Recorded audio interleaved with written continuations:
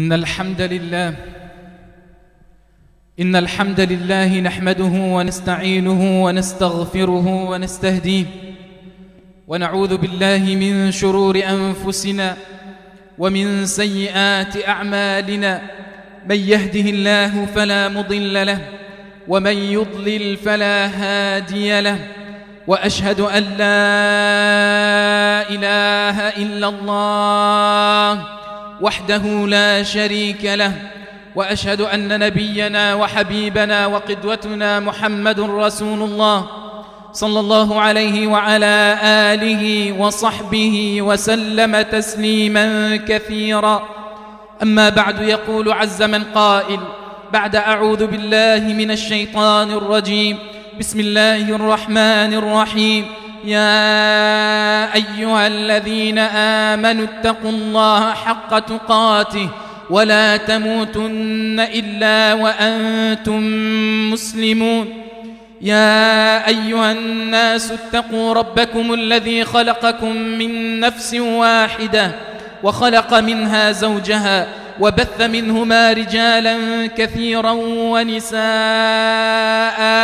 واتقوا الله الذي تساءلون به والأرحام إن الله كان عليكم رقيبا. يا أيها الذين آمنوا اتقوا الله وقولوا قولا سديدا يصلح لكم أعمالكم ويغفر لكم ذنوبكم، ومن يطع الله ورسوله فقد فاز فوزا عظيما. أما بعد، فإن أصدق الحديث كتاب الله تعالى، وخير الهدي هدي نبينا محمد صلى الله عليه وسلم، وشر الأمور محدثاتها، وكل محدثة بدعة، وكل بدعة ضلالة، وكل ضلالة في النار. أعاذني الله وإياكم من النار أجمعين، آمين آمين. أما بعد، معاشر المسلمين، أوصيكم ونفسي أولا بتقوى الله جل وعلا. Chers frères, chères sœurs, en Allah Ta'ala, après les louanges qui reviennent à Allah Jalla wa Ala, et la paix et la bénédiction sur son prophète sallallahu alayhi wa sallam, je vous enjoins ainsi qu'à moi-même de faire preuve de piété et de crainte révérentielle vis-à-vis d'Allah Azza wa Jal dans toutes nos situations. أما بعد أيها الناس، لقد أتى على الإنسان حين من الدهر لم يكن شيئا مذكورا حتى أوجدكم الله من العدم وأسبغ عليكم النعم ودفع عنكم النقم ويسر لكم من أسباب البقاء والهداية وبين لكم ما ينفعكم وما يضركم. Chers frères, chères sœurs en Allah, il s'est écoulé un laps de temps pour l'homme durant lequel il n'était même pas une chose mentionnable. Il n'était rien, il n'existait pas jusqu'au moment où Allah Azza wa Jal vous a créé et vous a donné existence à partir de rien, à partir du néant. Et il vous a comblé de bienfaits et il a écarté de vous les méfaits. Il vous a facilité les moyens d'existence et de guider. Et il vous a montré ce qui vous est profitable et ce qui vous est nuisible dans cette vie ici-bas. بين لكم أيها الأحباب أن للإنسان دارين، دار ممر وزوال، ودار مقر وخلود. أما الدار التي هي دار ممر وزوال فهي دار الدنيا التي كل ما فيها فهو في نقصان، كل ما في هذه الدنيا فهو في نقصان إلا ما كان مقربا إلى الله تعالى. آمالها آلام وصفوها أكدار، لو تبصر العاقل فيها أقل تبصر لعرف قدرها وهوانها وعرف كيف غدرها وخداعها. تتراءى لعشاقها كالسراب يحسبه الظمآن ماء حتى إذا جاءه لم يجده شيئا، وتتزين لهم بأنواع الزخارف والمغريات حتى إذا أخذت الأرض زخرفها وزينت وظن أهلها أنهم قادرون عليها أتاها أمرنا ليلا أو نهارا فجعلناها حصيدا كأن لم تغن بالأمس، فمآلها عدم وفناء وجمالها عذاب وشقاء. Il vous a montré, et il a montré à l'homme qu'il avait deux demeures, une passagère et éphémère, et l'autre demeure fixe et éternelle. En ce qui concerne la demeure passagère et éphémère, c'est la demeure de ce bas monde, la dunya, qui ne contient que des choses imparfaites et déficientes, sauf et excepté ce qui nous rapproche d'Allah Azza wa Jal. Celui qui vit dans l'espoir de d'acquérir cette dunya ne récoltera que souffrance, que peu de bonheur, qui sera terni par beaucoup de difficultés. Si une personne sensée la regarde, ne serait-ce que rapidement, et l'analyse et médite sur cette dunya, il se rendra compte de sa valeur et du peu d'importance qu'elle a. Et il se rendra compte de sa tromperie, de sa supercherie. Elle est perçue par celui qui en est passionné tel un mirage que l'assoiffé voit illusoirement, croyant que c'est de l'eau. Et quand il s'y rend, lorsqu'il s'en approche, il ne trouve rien. Elle se fait belle, elle s'embellit pour eux avec différentes sortes de parures et de tentations. Puis lorsque la terre prend sa parure et s'embellit, et que ses habitants pensent qu'elle est à leur entière disposition, l'ordre d'Allah Ta'ala lui vient, de nuit comme de jour. C'est alors qu'Allah la rendra toute moissonnée, comme si elle n'avait jamais été florissante la veille. Ainsi, les espoirs de ce bas monde sont inexistants et éphémères, et ses beautés ne sont que châtiment et malheur. هذه هي الدنيا أيها الأحباب. يقول جل وعلا بعد أعوذ بالله من الشيطان الرجيم اعلموا أنما الحياة الدنيا لعب ولهو وزينة وتفاخر بينكم وتكاثر في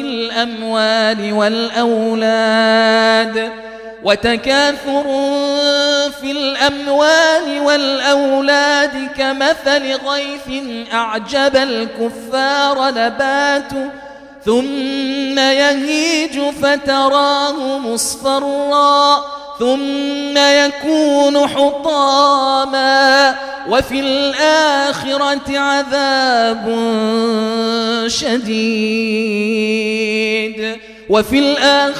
عذاب شديد ومغفرة من الله ورضوان وما الحياة الدنيا إلا متاع الغرور. هذه هي الحياة. Ainsi est ce bas monde. Allah Ta'ala dit dans le sens du verset: sachez que la vie présente n'est que jeu, amusement, vaine parure, une course à l'orgueil entre vous et rivalité dans l'acquisition des richesses et des enfants. Elle est en cela pareille à une pluie, la végétation qui en vient émerveille les cultivateurs, puis elle se fane et tu la vois donc jaunie, ensuite elle devient débris, et dans l'au-delà il y a un dur châtiment, mais aussi un pardon et un agrément d'Allah, et la vie présente n'est que jouissance trompeuse. Allah Ta'ala nous dit: la vie présente n'est que jouissance trompeuse. أما الدار الآخرة فهي الحياة الحقيقية التي فيها جميع مقومات الحياة من البقاء والسرور والهناء والسلام. هي الحياة الحقيقية التي ينطق الإنسان إذا شاهد حقائقها يقول يا ليتني قدمت لحياتي، أي الحياة الحقيقية. يا ليتني قدمت لحياتي. قال تعالى: وجيء يومئذ بجهنم يومئذ يتذكر الإنسان وأنى له الذكرى. ماذا سينفعه أن يتذكر بعد الموت وأنى له الذكرى؟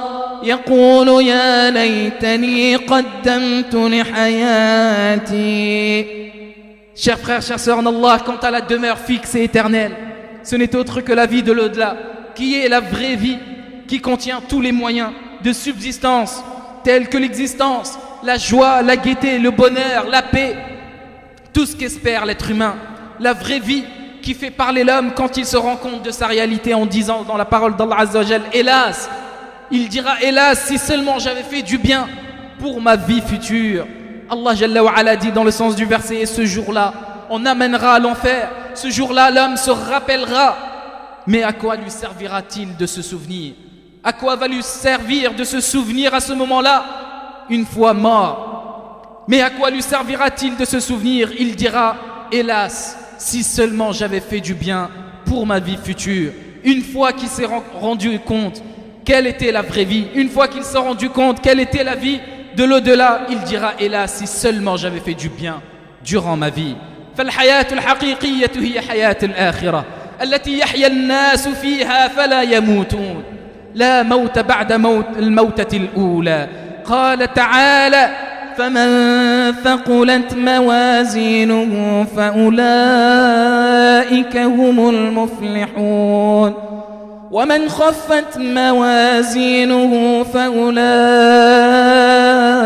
الذين خسروا أنفسهم في جهنم خالدون تلفح وجوههم النار وهم فيها كالحون. Ainsi la vraie vie, c'est la vie de l'au-delà dans laquelle les gens seront vivants sans jamais mourir. Plus aucune mort après la première mort.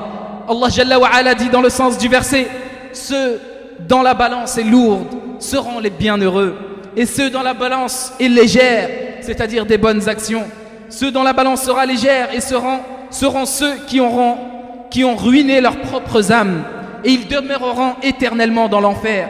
Le feu brûlera leur visage et ils auront des lèvres crispées. Wal-'iyadhu billah.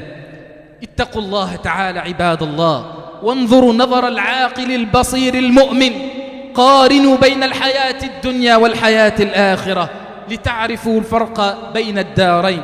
ففي الدار الآخرة ما تشتهيه الأنفس وتلذ الأعين وهي دار السلام سالمة من كل نقص وعيب ومن كل بلاء وكرب لا مرض فيها ولا موت ولا بؤس ولا هرم. يقول صلى الله عليه وسلم لموضع صوت أحدكم في الجنة خير من الدنيا وما فيها. وهذا كلام الصادق المصدوق الذي لا ينطق عن الهوى إن هو إلا وحي يوحى. إن موضع العصا في الجنة خير من الدنيا كلها من أولها إلى آخرها بكل ما فيها من نعيم وترف. إذا كان هذا أي موضع العصا خير من الدنيا كلها فكيف بما أدركت منها من الزمن القليل. وإذا كان موضع الصوت خيرا من الدنيا كلها فكيف بمنازل أدنى منزلة فيها مسيرة 1000 عام يرى أقصاها كما يرى أدناها. Chers frères, chères sœurs en Allah Ta'ala, craignez Allah donc en accomplissant ses ordres et en vous écartant de ses interdits, et regardez avec le regard du croyant sensé et clairvoyant, comparez la vie d'ici-bas avec celle de l'au-delà afin de connaître les différences entre les deux demeures. Ainsi il y a la demeure de l'au-delà, ce qui désire les âmes. Il y a dans cette demeure de l'au-delà ce que désirent les âmes et ce qui adoucit les yeux. C'est la demeure de la paix et de la préservation, une préservation de toute déficience et de tout malheur. Il n'y a plus aucun malheur dans la vie de l'au-delà. Il ne s'y trouve pas de maladie, ni de mort, ni de misère, ni de vieillesse, plus aucune fatigue. Le prophète sallallahu alayhi wa sallam dit, certes une place au paradis équivalente à l'endroit où vous posez une cravache est meilleure que ce bas monde et tout ce qu'il contient. Et cela est la parole du véridique alayhi salatu wassalam. La place équivalente à l'endroit où vous posez un bâton est meilleure que tout ce bas monde, du début à la fin, c'est-à-dire du premier jour qu'a connu ce monde jusqu'au dernier, avec tout ce qu'il contient comme jouissance et bienfait et comme luxe. Et si cette place, c'est-à-dire l'endroit d'un bâton dans le paradis, est meilleur que tout ce bas monde depuis son premier jour jusqu'au dernier, qu'en est-il de ce temps court que tu passeras dans cette dunya? Et si l'endroit où l'on pose un bâton est meilleur que tout ce bas monde depuis son premier jusqu'au dernier jour, alors que dire de la demeure la plus basse du paradis qui s'étend sur une distance de 2000 années dont on voit les deux extrémités. أيها الأحباب بارك الله لي ولكم في القرآن العظيم ونفعني وإياكم بما فيه من الآيات والذكر الحكيم. أقول قولي هذا وأستغفر الله العظيم العلي العظيم لي ولكم ولسائر المسلمين فاستغفروه إنه هو الغفور الرحيم.